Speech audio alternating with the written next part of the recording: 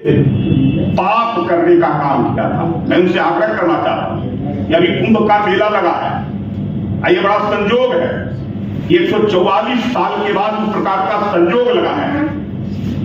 राजीव गांधी के परिवार, राहुल गांधी के परिवार ने जो पाप किए हैं, आप जाकर करके उस कुंभ के मेले में जो अमृत वर्ष के रूप में भी, अमृत स्नान के रूप में भी जो है हो रहे हैं, उस अमृत स्नान में डुबकी लगा करके अपने पापों का प्रायश्चित करें और देश के लोगों से माफी मांगने का करें। बाबा साहब के 1956 में निधन के उपरांत उनका अंतिम संस्कार दिल्ली में नहीं करने की अनुमति दी गई।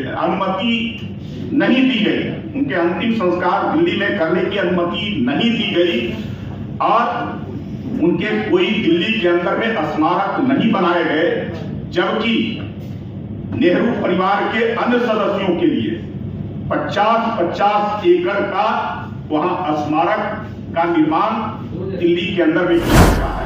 उनके निधन के उपरांत देश हित में किए गए योगदान को नकारते हुए कांग्रेस ने उनका भारत का जो सर्वोच्च नागरिक पुरस्कार होता है भारत रत्न, उसको कांग्रेस सरकार ने नहीं दिया।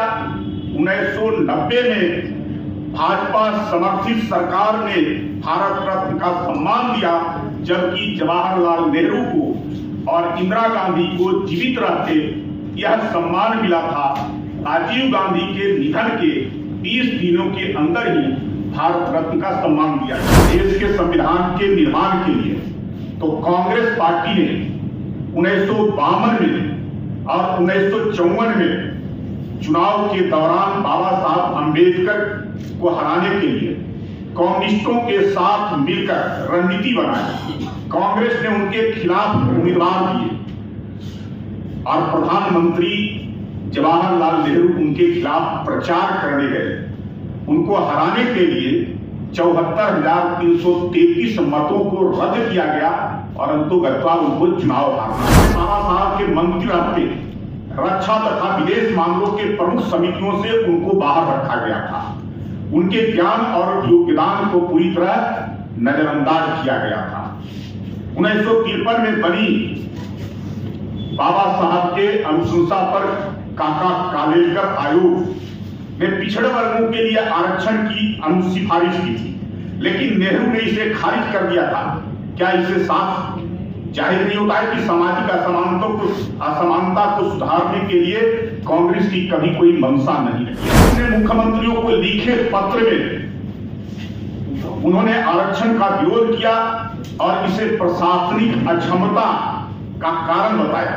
नेहरू का यह रवैया हाथी पर खड़े समुदायों के प्रति कांग्रेस का नफरत दिखाता है कि नहीं किया गया।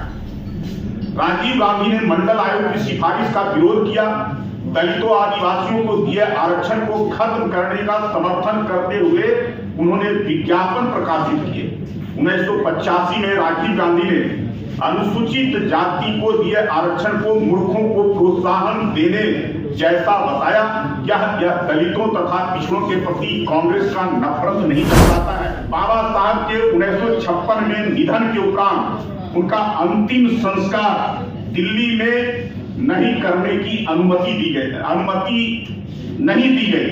उनके अंतिम संस्कार दिल्ली में करने की अनुमति नहीं दी गई और उनके कोई दिल्ली के अंदर में स्मारक नहीं बनाए गए, जबकि नेहरू परिवार के अन्य सदस्यों के लिए 50-50 एकड़ का वहां स्मारक का निर्माण दिल्ली के अंदर में किया गया।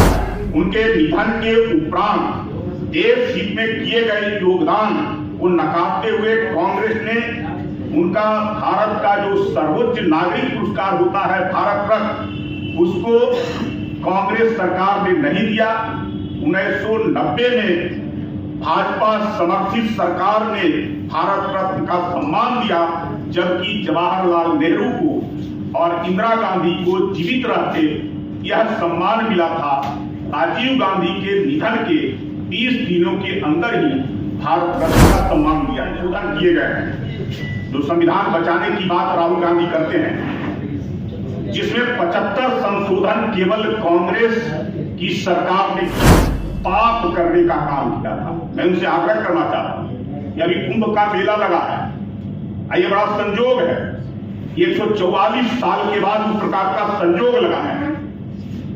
राजीव गांधी के परिवार, राहुल गांधी के परिवार ने जो पाप किए हैं, आप जाकर करके उस कुंभ के मेले में जो अमृत वर्ष के रूप में भी, अमृत स्नान के रूप में भी जो है हो रहे हैं, उस अमृत स्नान में डुबकी लगा करके अपने पापों का प्रायश्चित करें और देश के लोगों से माफी मांगने का करें।